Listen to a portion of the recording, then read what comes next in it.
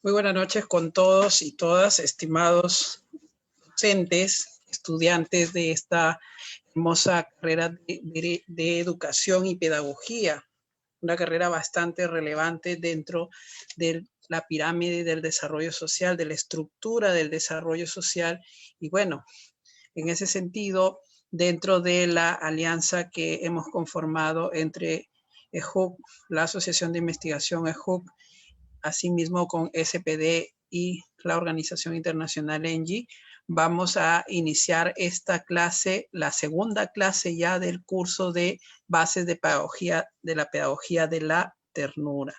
Y en ese sentido, me es grato dirigirme a ustedes como el docente de esta segunda clase. Bueno, mi nombre es Daniel León y tengo este honor de poder dirigirme a ustedes para conversar, charlar un poco sobre la relación entre la pedagogía de la ternura como base, como corriente pedagógica y su relación íntima que tiene con un derecho humano trascendental dentro de nuestra sociedad, que es el derecho a la libre o al desarrollo de la libre personalidad.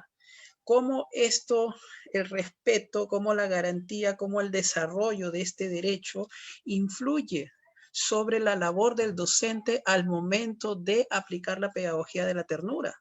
Ya hemos visto la vez pasada en la primera clase con la doctora Isabel Cardosa, justamente vimos una introducción, las bases, cuáles eran los principios de la pedagogía de la ternura y nos hablaron, estuvimos escuchando y viendo sobre algunas experiencias en cuanto a la aplicación de la pedagogía de la ternura en contextos bastante complicados, ¿no? Y cuando me refiero a contextos complicados, nos referimos a contextos caracterizados por elementos sociales de violencia, delincuencia y muchos otros problemas sociales, otras problemáticas sociales que caracterizan. Pero bueno, vamos a empezar agradeciendo a Dios por esta oportunidad de poder dirigirme a ustedes y espero dar lo mejor para que ustedes puedan retroalimentarse igual que mi persona hacia ustedes. Bueno, cuando hablamos de pedagogía de la ternura, tenemos en cuenta lo siguiente, que la pedagogía de la ternura tiene como elemento principal para basar su contenido, sus principios, sus ejes transversales, la dignidad como base de la condición humana. Entonces, cuando hablamos de pedagogía de la ternura y hablamos del maestro aplicando la pedagogía de la ternura en el aula, podemos entender de que este maestro va a poder, a través de las estrategias que vaya a aplicar o que esté aplicando ya, tiene que comprender primero la condición humana de sus alumnos. Si decimos que aplicamos la pedagogía de la ternura y no entendemos la diversidad, la variedad que existe en el aula, la variedad de contextos, la variedad de costumbres, todos estos elementos que conforman la condición humana de cada uno de los alumnos, entonces no vamos a poder comprender el corazón de la pedagogía de la ternura, y esta es la dignidad.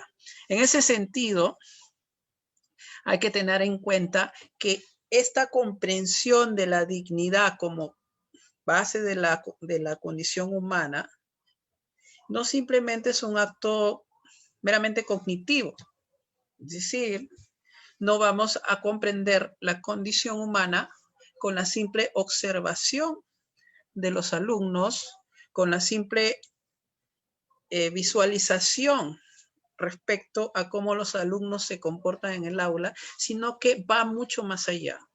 Hablamos de un vínculo que se crea entre el alumno y el profesor. Es como no sé si aplicar esta analogía que voy a aplicar, pero es como cuando usted se enamora, pues para poder entender a esa persona que usted ama o de la que usted esté interesada, se vincula con esa persona.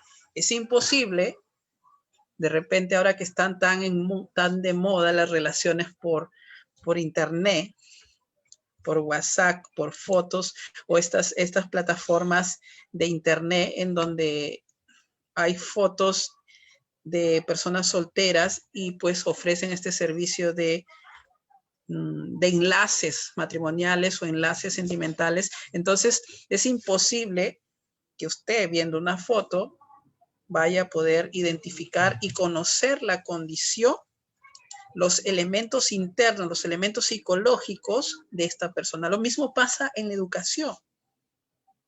Y esto lo predica la pedagogía de la ternura. Pero quienes creen en la temática o quienes creen, por ejemplo, en las cuestiones cristianas, si lo llevamos a otra condición de la vida social o de la sociedad que caracteriza a nuestros países, si usted se va a un tema ya de la parte del credo, de la parte de la religión, para algunos que lo toman de esa manera, entonces esta pedagogía de la ternura, para mí, desde mi experiencia, desde los proyectos que hemos trabajado con esta temática, pues, y en mi condición humana de cristiano, entonces voy a entender que en la Biblia también se aplicó esta pedagogía de la ternura. Tenemos a Jesús con sus discípulos, no solamente él era un mero observador, un mero transmisor de conocimiento, sino que él se involucró con sus discípulos. Entonces lo mismo debe pasar con los maestros.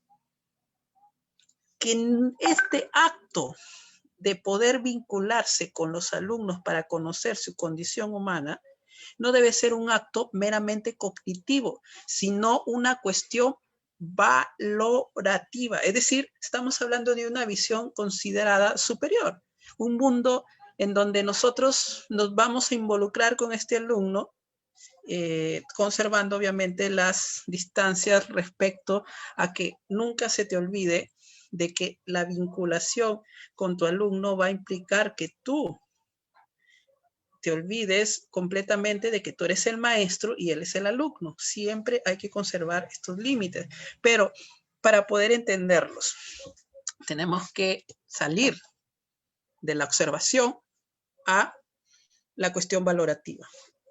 ¿Qué quiero decir con esto?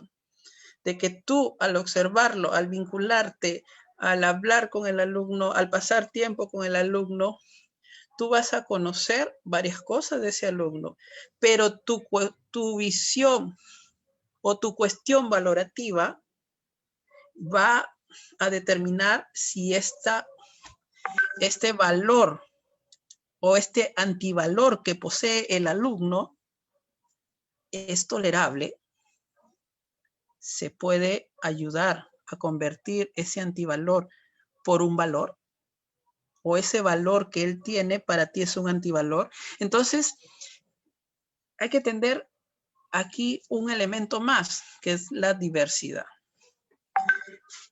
Entonces, partamos de esos dos elementos, la dignidad como base de la pedagogía de la ternura y la diversidad. Ahora, es bastante evidente que esta pedagogía de la ternura no es la única corriente pedagógica para poder aprender la condición humana. Eso es bastante obvio. Pero la pedagogía de la ternura tiene como componente transversal a la ternura como base del intento de aprender, enseñar la condición humana para poder pasar a un nivel cognoscitivo o transmisor de conocimientos. Entonces, tenemos que, como profesores, como maestros, procurar esta relación, este vínculo, antes de empezar a transmitir conocimientos realmente relevantes dentro de la vida o dentro del quehacer del alumno. Ahora, esta pedagogía de la ternura está llamada a jugar un papel fundamental, pues utiliza elementos como el amor, el afecto, la experiencia de familia, de los alumnos, la relevancia de esta constitución de una subjetividad abierta al encuentro, a la comunicación constructiva, a la afirmación, a la identidad, a los primeros años de vida y adolescencia. Recordemos que los maestros, los docentes trabajan con personas o con personitas que justamente están en un nivel de transición hacia la adultez. Por ejemplo, pequeños que tienen la personalidad recién formándose. Adolescentes que tienen la identidad recién definiéndose. Entonces, es muy importante ese vínculo entre el maestro y el alumno. Pero bueno, ¿por qué les hablo? ¿Por qué comienzo esta introducción del tema de la relación entre la pedagogía de la ternura y este derecho al desarrollo libre o al libre desarrollo de la personalidad con estas palabras?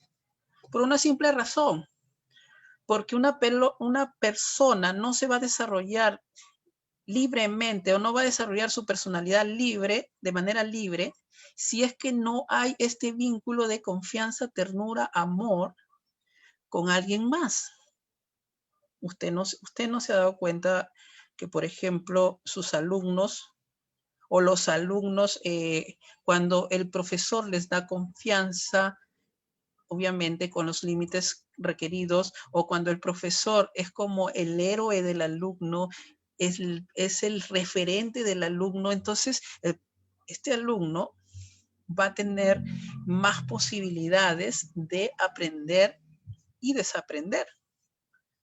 Entonces, es muy importante tener primero esta introducción en cuanto a esta relación que estoy planteando esta noche. Ahora, la ternura. ¿Cómo la conceptualizaría usted? A ver, vamos siendo bastante interactivos en ello. ¿Y cómo usted conceptualizaría la ternura? A ver, me gustaría de repente allí en el chat poder leer algunas respuestas. A ver, vamos. Vamos, maestros. ¿Cómo usted conceptualizaría? ¿Qué concepto, qué definición daría de la ternura? Vamos viendo también a través de la plataforma de Facebook.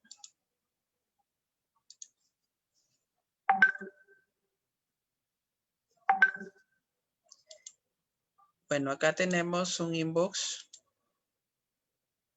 Vamos a leerlo. Dice, la ternura es el afecto. Sí, la ternura es el afecto. Pero bueno, vamos a avanzar. Están un poquito tímidos los maestros y los docentes hoy. No sé qué pasó.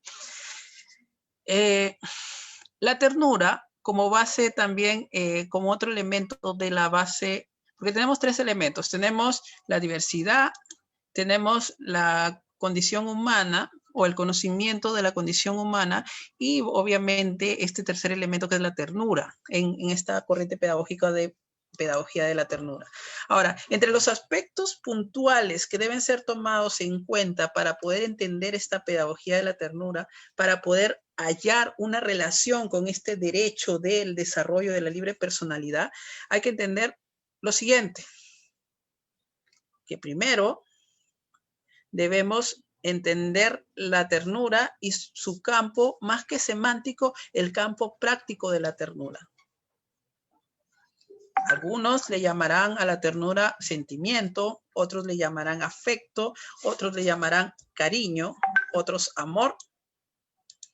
Y bueno, y eso aquí, bueno, aquí estoy leyendo algo, dice, ternura, aprecio, un ser, una persona, ternura, enseñar con amor, sentimiento a otras personas, es un sentimiento y emoción que se expresa a una persona conocida o desconocida ante su presencia o expresión corporal, es empatizar con otros. Son conceptos bastante válidos entre todos, pero hay que tener en cuenta que la ternura es una experiencia O lo que decía hace un momento, no podemos entender a la ternura desde un campo semántico, la tenemos que entender desde un campo práctico. No sé si me dejo entender. No intentemos definir textualmente o contextualmente o conceptualmente a la ternura. Hay que vivirla. Hay que vivirla desde una perspectiva humanista. Si yo quiero a mi alumno, no me importa si mi alumno es malcriado o mi alumno tiene costumbres de repente llevarse los borradores a la casa.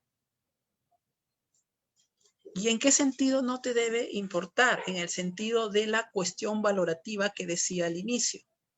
Tú no debes valorar eso para que sea un elemento propio de tu valoración interna hacia ese alumno. Es decir, que tú lo califiques ya.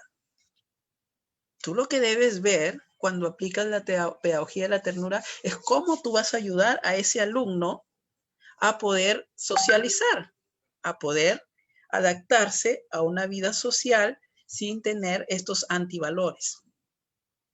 Ahora, la ternura, más que un concepto, yo creo que es el resultado complejo de una experiencia, de vivencias, de eventos, que algunas experiencias son transitorias, otras son permanentes, como es el caso de las relaciones familiares, pero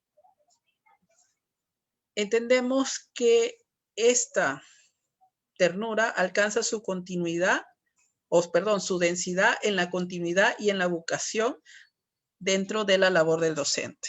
Es decir, la ternura como parte de la pedagogía de la ternura tiene que ser continua y tiene que ser real, tiene que ser parte de tu vocación. Es decir, si tú aplicas la pedagogía de la ternura simplemente como una experiencia o como una estrategia para aplicar dentro del aula y de verdad no te la crees o de verdad no crees en la pedagogía de la ternura, entonces no va a funcionar. ¿Y por qué? Porque no vas a generar ese vínculo real psicológico con cada uno de los alumnos. Entonces, esta ternura tiene que ser transversal en todas las estrategias pedagógicas que tú apliques en el aula. Y aquí viene otra palabrita llamada protagonismo, que justamente es el punto de inicio para entrar al desarrollo de la libre personalidad. El protagonismo. Muchas veces en las escuelas o en las universidades se nos ha enseñado sobre el asunto del liderazgo. Tú puedes ser líder, podemos llegar a ser líderes, pero yo les hago una pregunta y me gustaría conocer sus respuestas. Sinceramente, y la respuesta o es sí o es no. Sinceramente, ¿todos podemos llegar a ser líderes? ¿Es posible eso? ¿Qué me dicen ustedes? Hay que ser reales.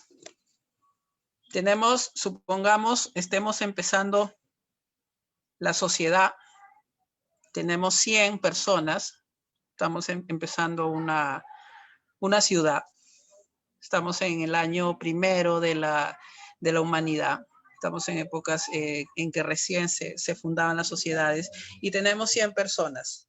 En ese momento, ¿las 100 personas pueden llegar a ser líderes?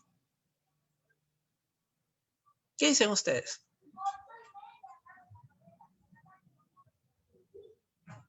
Imagínense los 100 liderando. Los 100 son líderes. Es posible, es una utopía, es algo que podría darse, pero que no funcionaría. Y si hay líderes, ¿dónde están a quienes van a liderar? Si los 100 son líderes. Entonces, ese constructo social se nos ha enseñado desde la escuela. Se nos ha enseñado en las universidades del asunto del liderazgo, pero la pedagogía de la ternura para poder pasar a este tema del derecho a la libre o al desarrollo de la libre personalidad, da una palabrita que se llama protagonismo. No todos pueden llegar a un liderazgo máximo al mismo tiempo, pero todos sí pueden al mismo tiempo ser protagonistas. Es decir, en lo que tú sabes, en lo que tú dominas, en lo que tú eres hábil, puedes llegar a ser el mejor. Porque hay seres humanos, hay alumnos, pues que no están interesados en llegar a un cargo de liderazgo. O no están interesados en ejercer un liderazgo, pero sí quieren ser el mejor mecánico, quieren ser el mejor maestro, el mejor abogado, el mejor artista. Entonces, cambiamos ese chip de liderazgo por el chip del protagonismo que nos dice la pedagogía de la ternura. Y es que el tema del protagonismo viene conociendo una serie de nuevos abordajes conceptuales que van a permitir enriquecer este pensamiento teórico y pues nos va a permitir de alguna u otra manera poder entender que no todos pueden ser líderes al mismo tiempo. Ahora, esta pedagogía de la ternura, teniendo en cuenta este elemento llamado protagonismo, nos va a relacionar, aunque no lo crean directamente, con la ética y la política. Y usted me dice, pero doctor, usted dijo hace un momento que las 100 personas de ese supuesto pueblo, de esa supuesta sociedad que se estaba fundando, no podían ser líderes al mismo tiempo. Sí, pero cuando hablamos de política, hablamos de bien común. Cuando usted está en el aula con sus alumnos y los 30, 25, 20 alumnos que usted tenga, empiezan algunos, usted organiza una campaña de limpieza, todos participan, están politizando su espacio porque están viendo o generando el bien común. Entonces, al sentirse protagonistas en ciertas áreas, por ejemplo, un grupo de alumnos va a decir, profesora, nosotros podemos hacer unos dibujos para pintar acá en la pared. Profesora, nosotros podemos ordenar a nuestros compañeros para poder distribuir mejor las labores. Otros van a decir, no, pues nosotros podemos limpiar. Entonces ya se va formando una pequeña sociedad dentro de tu aula. Y bueno, entonces es allí donde encontramos la palabra, el protagonismo. Ahora, muchos docentes o de repente en esta sala o quienes nos están viendo se harán esta pregunta pedagógica, ¿no? ¿Y en qué paradigma pedagógico se ubica la pedagogía de la ternura? O sea, me estás diciendo que la pedagogía de la ternura no solo tiene relación o tendría relación con la ética y la política. Te estás alejando del ámbito pedagógico. ¿En qué paradigma pedagógico se ubica la pedagogía de la ternura?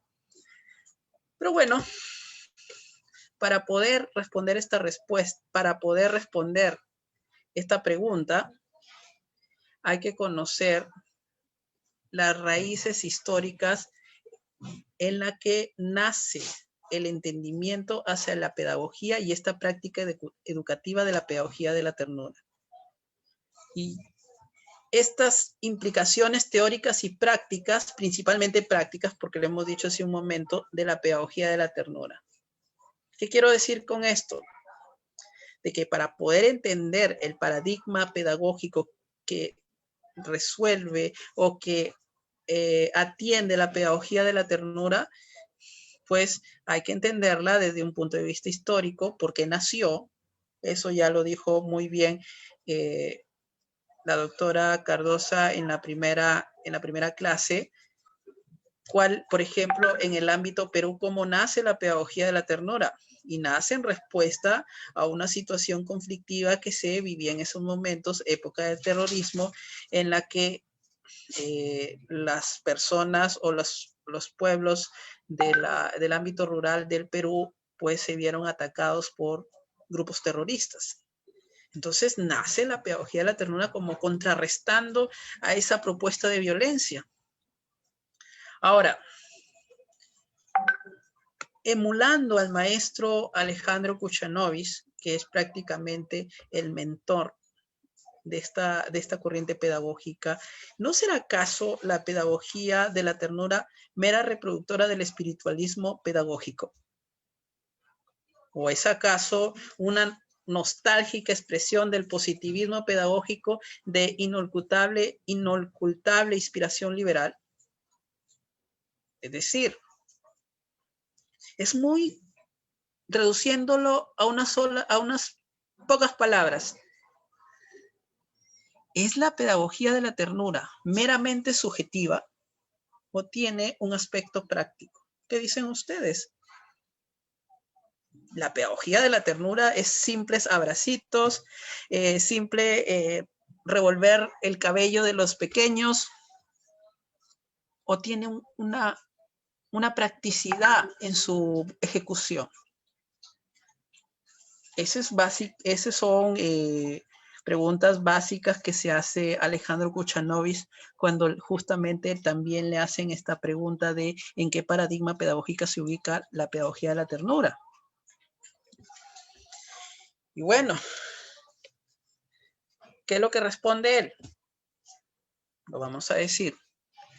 Él nos dice lo siguiente, que la pedagogía de la ternura no está restringida como un modelo de carácter escolar, no está restringida a una concepción estrecha de currículo, sino que en este ámbito debe actuarse o debe alimentarse de experiencias pedagógicas históricamente concretadas en esta propuesta de la ternura. ¿Fácil de comprender? Lo resumimos de la siguiente manera. Sí tiene un aspecto práctico, y al tener un aspecto práctico se ubica en el paradigma pedagógico de unir lo subjetivo con lo objetivo para hallar una practicidad al momento de la transmisión de conocimientos. Ese paradigma engloba a la pedagogía de la ternura. Ahora, ¿qué de novedad en la pedagogía de la ternura? ¿No? O sea, es una corriente recién generada. Pues lo que dicen muchos estudiosos y a opinión personal, no lo creemos así. La ternura es parte del constructo social de educación aplicado desde tiempos antiquísimos. Es decir, girar en torno a la ternura para poder reconstruir o recuperar o fortalecer las dimensiones psicológicas de los menores es una propuesta teórica y práctica que no es nueva. Ahora ya se llama así pedagogía de la ternura, es una corriente pedagógica que se aplica de manera profesional ya en los espacios escolares, es decir, las instituciones educativas, pero es algo que se viene aplicando desde tiempos antiquísimos. Aparte de Jesús, ¿quién lo aplica mejor? La pedagogía de la ternura, las madres. Las madres lo aplican desde el sentido social, desde el sentido étnico y cultural, lo aplican con sus hijos. Entonces, que los alumnos suyos vean a un padre, vean a una madre en usted. Pero una madre distinta, pues, ¿no? Porque a veces, por ejemplo, los adolescentes no son muy pegados al tema, a estas partes de la jerarquía familiar, padre y madre. No, pues, no. Bueno, entonces ya teniendo esta parte esta parte psicológica, esta parte pedagógica, ya entendiendo de qué trataría esta pedagogía de la ternura, vamos a pasar prácticamente al tema que nos trae a continuación, que nos trae en esta noche. ¿Y cuál es? Es la temática de la, a ver si me lo dicen, por ahí no estoy viendo nada, pero bueno, lo voy a decir. Es el derecho humano al libre desarrollo de la personalidad en relación con la pedagogía de la ternura. Hemos hablado de que la pedagogía de la ternura se basa en el tema del conocimiento de la condición humana, de la dignidad, del asunto de la diversidad, el protagonismo, pero ¿y ahora cómo lo relacionamos con este tema del desarrollo de la libre personalidad? Para ello, solamente así, de manera somera, voy a ensayar algunas concepciones históricas respecto a cómo se desarrolla este derecho. El derecho al libre desarrollo de la personalidad es un derecho que se encuentra enmarcado en el artículo 16 de la Convención Americana de Derechos Humanos, donde dicen que todos y todas tenemos derecho al libre desarrollo de nuestra personalidad, que incluye cuáles son estos elementos que forman parte de la personalidad. Esto es algo muy importante que ustedes deben conocer para poder entender la condición humana y aplicar la pedagogía de la ternura. Pero bueno, vamos a iniciar este recorrido histórico sobre la conceptualización, la evolución de la delimitación del libre desarrollo de la personalidad como derecho humano, es decir, como derecho inherente a nuestra dignidad. Ahora, viajemos en el tiempo a dos civilizaciones bastante conocidas. Estamos hablando de Roma y Grecia, que se presupone que Grecia es la cuna de la civilización, que es quien propuso todo este asunto del Estado, de la polis, es decir, de la sociedad, del vivir en sociedad moderna. Pero bueno, y Roma se conoce también como la cuna del derecho, de uno de los sistemas jurídicos a nivel mundial del que varios de nuestros países, estamos hablando de países como Perú, Chile, Bolivia, Ecuador, México, excepto Brasil, conocen para poder aplicar justicia. Pues en Grecia y en Roma no existía este derecho. No podías tú desarrollar libremente tu personalidad. Y eso por una simple razón, pues existían esclavos. Y ahí viene el primer elemento de este derecho del desarrollo libre de la personalidad, que es la libertad. Tú no puedes desarrollar tu personalidad si es que tú no tienes libertad. ¿O no es cierto? O sea, por ejemplo, en Roma y en Grecia en Roma existía una institución. Cuando digo institución, me refiero a una norma, una institución jurídica, que se llamaba el pater familias, es decir, el padre en el pueblo romano tenía esta posesión sobre la vida de sus hijos, de su esposa y de sus esclavos. Entonces, su esposa no podía desarrollar libremente su personalidad. Y en ese sentido, estas dos sociedades no existían reconocidos estos derechos o algunos derechos similares, ¿no? Entonces, hay que tener en cuenta que en la sociedad romana como en la sociedad griega, recién se iniciaba, estaba en pañales esta concepción general de la libertad, ¿no? Porque si ellos hubieran entendido esta concepción de la libertad, hubieran entendido que no podían existir sociedades con esclavos. Es así de simple la lógica. Entonces, luego pasamos de Roma, de Grecia, pasamos a una sociedad en la época media que fue gobernada por prácticamente por la religiosidad a través de la Iglesia Católica. Y bueno, se definió por estas temáticas del cristianismo y la teología. Entonces, en este contexto de cristianismo y teología es que empezó a desarrollarse el tema del derecho natural, de los derechos inherentes que la naturaleza otorga al hombre, como por ejemplo la libertad, la vida. Y en ese sentido es que ya va creciendo esta institución llamada libertad, va creciendo. Si en Roma y Grecia estaba en pañales, pues en esta época ya empezó a desarrollarse. ¿Y por qué es importante saber esto? Por un tema de que no podemos hablar del libre desarrollo de la personalidad si es que no hablamos de la libertad. Ahora, la influencia de este cristianismo mediante el derecho natural, es decir, ¿qué era el derecho natural? ¿O qué es el derecho natural? Es las facultades o las características inherentes a tu dignidad humana.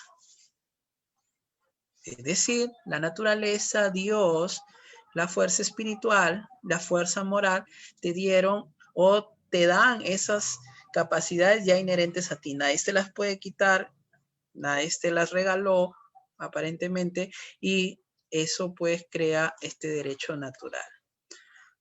Ahora, en la doctrina social, cuando hablamos de derecho al desarrollo de la libre personalidad, tenemos al hombre persona como sujeto y centro de la sociedad. La Constitución peruana, la Constitución política peruana considera a la persona humana como base de la sociedad. Tiene un concepto bastante, si se puede decir, homocéntrico, que es parte de lo que predica el derecho al libre desarrollo de la personalidad. Entonces, la doctrina social dice que este hombre, persona, es el sujeto y centro de la sociedad, que con sus estructuras, organizaciones y funciones tienen por fin la creación y la continua adecuación de las condiciones económicas y culturales que permitan al mayor número de personas desarrollar sus facultades y satisfacer sus legítimas aspiraciones. Eso es el desarrollo de la libre personalidad. Muy importante dentro de la pedagogía de la ternura, porque, a ver, yo sé que estoy diciendo de repente conceptos un poquito técnicos o engorrosos, pero, a ver, aterricemos. Si su niño en la casa es maltratado, es violentado sexualmente, tiene que trabajar. Otro niño es discriminado, le hacen bullying, no va a poder desarrollar su libre personalidad y por lo tanto va a crear barreras para poder establecer ese vínculo que usted necesita generar hacia él para poder aplicar la ternura como base de esta pedagogía de la ternura. Es así de simple. Es así de simple.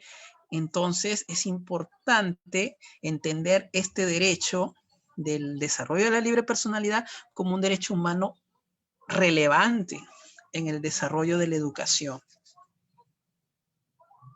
Entonces, en esos términos sencillos es que se habla de una concepción de igualdad jurídica y también se habla de otra concepción que no es la igualdad jurídica, sino es darle a cada uno lo que necesita. Darle a cada uno lo que necesita. Y bueno, pasamos con este tema dentro del cristianismo, pasamos a la modernidad con el tema del libre albedrío. Empezó a hablarse de la libertad moral, de la libertad legal. Y bueno, se dieron en esta modernidad una serie de derechos que tú y yo tenemos. Y tus alumnos lo tienen. Por ejemplo, el derecho al libre pensamiento, el derecho a libre opinión, el derecho a libre afiliación política, libre afiliación de credo o de religión. Entonces, este nexo entre la libertad como hecho psicológico, es decir, el libre albedrío, y la libertad para tu desarrollo de tu personalidad son dimensiones que se concatenan. Hablamos de libertad psicológica, hablamos de libertad jurídica, y bueno, tú me dirás, o usted me dirá desde su trabajo, su labor pedagógica, y bueno, ¿y eso cómo lo aplico en el aula? ¿Qué hago? Te lo voy a decir de la siguiente manera. Hablemos solamente de un derecho, el derecho a la educación. Casi todas las constituciones del ámbito latinoamericano dicen la constitución, perdón, dice el derecho a la educación está garantizado por el Estado. El Estado garantiza el derecho a la libertad, a la libre educación, ¿verdad? ¿No? Ustedes que son también de diferentes países y que nos están viendo, por ejemplo, a través de Facebook Live, yo creo que también me van a dar la razón en ese aspecto. ¿Es acaso el derecho a la educación un derecho garantizado por el Estado realmente? Aterricemos en eso. ¿Y por qué tenemos que aterrizar eso? Porque vamos a poder entender la condición humana de cada uno de los alumnos. Pongamos este ejemplo. Tú tienes a tu pequeño, a tus pequeños, y bueno, estos pequeños, el Estado, la Constitución como ley de leyes, como la máxima ley dentro de la estructura social, de la estructura jurídica, dice que la educación está garantizada, ¿verdad? Este niño, Jaime, 7 años, tiene 7 años, por las mañanas solo tiene un pedazo de pan, y eso es que ese día fue bastante afortunado. Tiene un pedazo de pan para desayunar y tiene un té, es decir, una infusión, un té. Algunos países le llaman agua de tiempo, como Ecuador, por ejemplo. Tiene un té y un pedazo de pan para comer. No tiene lonchera para llevar a la escuela. Sus libros están rayados porque fueron comprados o fueron regalados de repente por otras personas o fueron usados por sus propios hermanos, ¿no? Y bueno, este niño tiene que caminar, no tiene una movilidad escolar para poder ir a la escuela, y en su hogar vive todo un contexto de violencia familiar. Tú dile a ese niño, tu derecho a la educación está garantizado.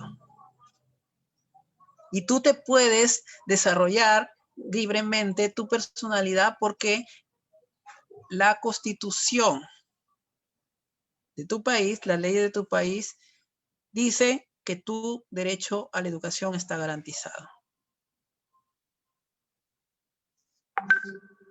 ¿Realmente tú crees que con esas condiciones que estamos hablando, estaría garantizado el derecho de Jaime? No sé, están muy callados hoy, pero les voy a dar la respuesta. Yo creo que no. Yo creo que no.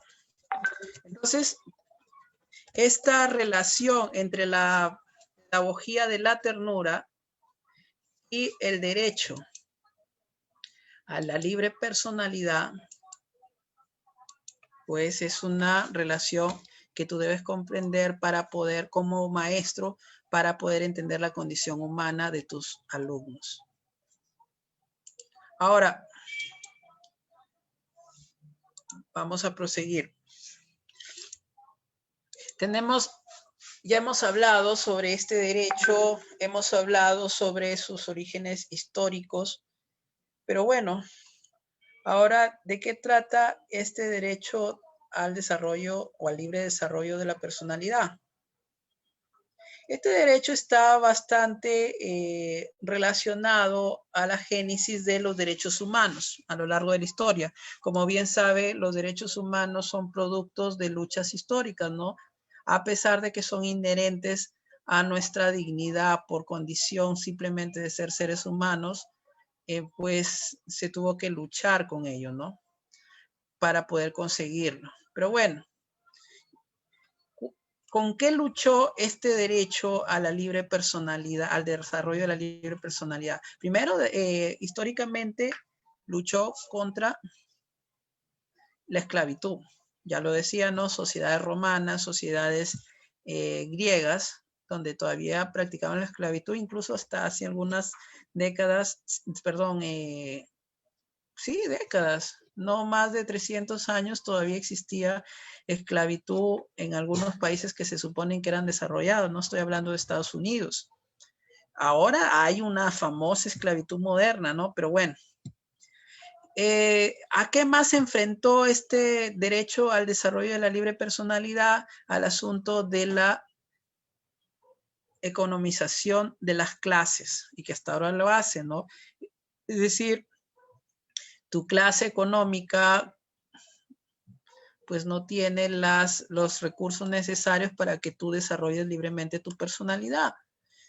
Tú quieres ser músico, tú quieres ser científico, pero si no tiene plata tu mamá o tu padre para mandarte a una escuela donde puedan enseñarte eso que tú quieres, pues simplemente no desarrollas tu personalidad de la manera que tú quisieras. Entonces, a ese tipo de cosas, de perspectivas, es que se enfrenta este derecho al desarrollo de la libre personalidad. Pero bueno, este desarrollo de la libre personalidad tiene aspectos y esto tú lo debes comprender muy bien. Primero, debes entender que el ser humano tiene naturaleza biológica, es decir, es gordito, es flaquito, es alto, chato, como dicen en mi país. O sea, tiene una naturaleza biológica. También tienes que entender que cada ser humano, dentro del desarrollo de la libre personalidad, tiene una naturaleza psíquica. También tiene una naturaleza psíquica que es la parte, pues, de su personalidad, es la parte de su carácter, que no es lo mismo, son dos concepciones psicológicas distintas, es la parte interna, racional, una capacidad psíquica racional. Y por último, es un ser espiritual. Es un ser espiritual. Estamos hablando de una relación de su personalidad, de su psiquis con seres o elementos que él considera superiores.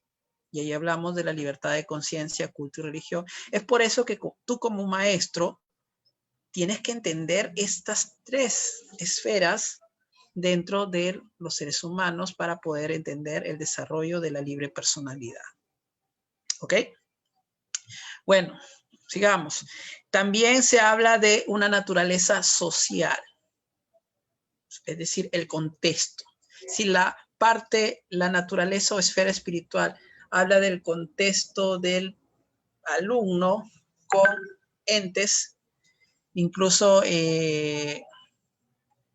entes externos superiores, la naturaleza social habla del contexto lo interno del alumno con sus pares, es decir, con otros seres humanos, ¿no? Entonces, esa es la naturaleza social, el ambiente natural en el que se desenvuelve el alumno para desarrollar su personalidad.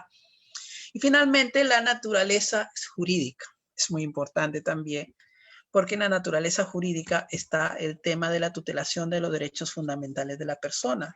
Por ejemplo, usted me dirá, pero Daniel, ¿y un niño de 4 años, cómo hablamos de naturaleza jurídica? Para poder entender la condición humana, tenemos que entender también esta parte de la naturaleza jurídica. ¿Por qué? ¿Qué pasa si este niño no tiene documento de identidad? En mi país se llama DNI, Documento Nacional de Identidad o Identificación. En otros países se llama RUC, por ejemplo, en Chile. Y bueno, cédula de identidad, por ejemplo, en Ecuador. Si un niño en el Perú, por ejemplo, no tiene este bendito documento de identidad, no tiene una partida de nacimiento, no puede inscribirse en un colegio, no puede acceder a un seguro de salud. Es decir, esta naturaleza jurídica importa mucho en este tema de la condición humana. Ahora, si ese niño no tiene estas oportunidades por no tener las condiciones jurídicas o las características jurídicas necesarias, ¿va a poder desarrollar libremente su personalidad? Dile a una persona o a un pequeño que desarrolle su libre personalidad sin salud, sin acceder a salud, sin acceder a educación,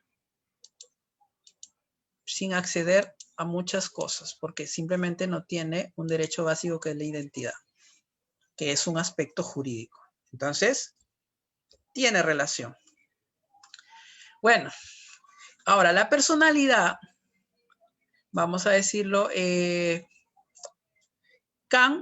Immanuel Kant define a la personalidad como la libertad o la independencia frente al mecanismo de la naturaleza entera, considerándola a esta personalidad como la facultad de un ser sometido a las leyes propias, es decir, a las leyes puras prácticas establecidas por su propia razón. En su pensamiento, la personalidad no es más que la libertad de un ser racional bajo leyes morales. Por eso considera que la persona, Immanuel Kant, es siempre un fin en sí misma. Es decir, tengo mis leyes propias que yo considero que es mi ética bajo leyes morales. Es decir, mi desarrollo de la personalidad debe ir acorde a la convivencia en sociedad. Por ejemplo, yo no puedo pretender que desarrollando mi personalidad de asesino en serie, por ejemplo, poniendo un extremo, tenga que ser aceptado en las leyes morales de la sociedad en donde yo vivo.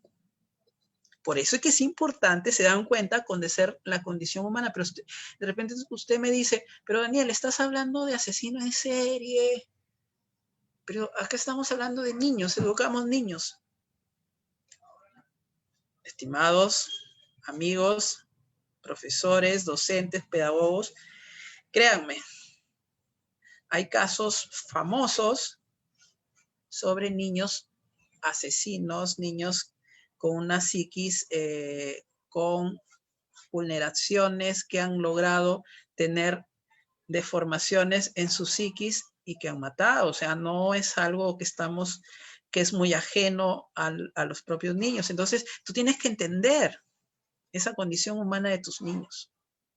Y esa es la relación que hay entre la pedagogía de la ternura y este derecho al desarrollo de la libre personalidad. Ahora, el desarrollo de la libre personalidad, más que una construcción conceptual del derecho, es una construcción de la psicología. Es que el desarrollo de la personalidad se considera como un proceso que se va a durar durante toda la vida de una persona. Comprende este desarrollo físico, psicológico del nacimiento hasta la muerte del individuo. Y bueno, eso va a influir una infinidad de factores como la herencia genética, las condiciones socioeconómicas, nivel de educación, alimentación, condiciones jurídicas. Por eso es importante las esferas que les decía anteriormente, la esfera espiritual, jurídica, social, biológica, psicológica. Es muy importante, estimados amigos. Este tema del desarrollo de la libre personalidad en relación con la pedagogía de la ternura es bastante amplio. es bastante amplio y ya lo estaremos desarrollando. La otra semana está una docente ecuatoriana, creo, ya lo estaremos desarrollando para poder entender esta pedagogía de la ternura. Entonces, sé que ha sido una ponencia de repente bastante técnica, pero es muy importante, muy relevante que ustedes como docentes puedan entender estos términos para poder comprender comprensión de la condición humana. Usted no puede decir voy a aplicar ternura si es que primero no entiende la condición humana de ese pequeño. De repente viene de un hogar destruido. Ese pequeño viene de un hogar en donde todos los días ve violencia. Es un pequeño que para la sociedad es invisible porque no tiene un acta de nacimiento. Es un pequeño que nadie lo escucha, que no come, que no desayuna porque no tiene que trabajar, si no, no come. ¿Cómo podemos aplicarle ternura a un niño en esas condiciones si primero no entendemos su condición humana? Reflexionemos, les dejo esa reflexión para poder entender esta relación del desarrollo de la libre personalidad en relación con la pedagogía de la ternura. Bueno, estimados maestros, docentes, muchas gracias por haberme escuchado. Recuerden que la labor del maestro no para nunca. Es un 24/7. Es un 24/7. Comprendiendo la condición humana, vamos a poder aplicar pedagogía de la ternura. Y bueno, cualquier cosa, estamos a sus órdenes. Dentro de esta plataforma, dentro de esta alianza, estamos a sus órdenes. Vamos a dejar nuevamente un correo electrónico, esta vez para que ustedes puedan comunicarse. Y si ahora no hubo oportunidad de hacer preguntas, pues yo creo que a través del correo se pueden hacer esas consultas, se puede también transferir información sobre este curso, sobre las clases anteriores y las clases futuras. Que Dios les bendiga. Ya saben, comprendan la condición humana de sus alumnos primero para poder entender la pedagogía de la ternura y así poder generar el libre desarrollo de su personalidad. Dios les bendiga, que tengan muy buenas noches. Nos estamos viendo.